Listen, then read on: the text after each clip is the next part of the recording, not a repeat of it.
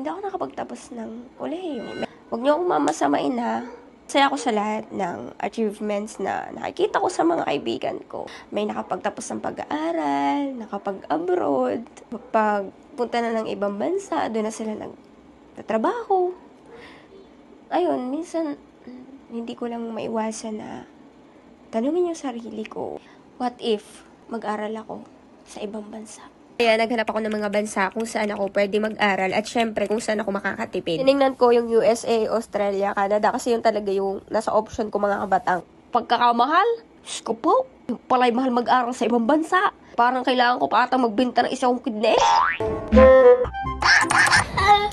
Free education in Spain. Yes. Study a 2-year vocational diploma with no tuition fees. Ka palang mag-aral sa Spain ng libre under a vocational program na fully funded ng Spanish government.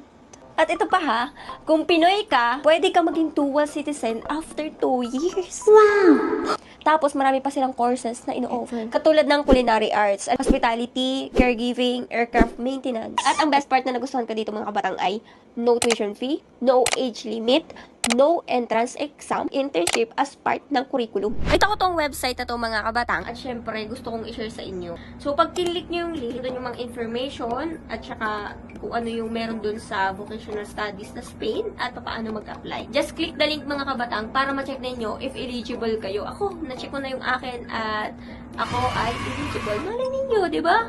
Next year, nasa Espanya ng inyong Batanggenya. Oh!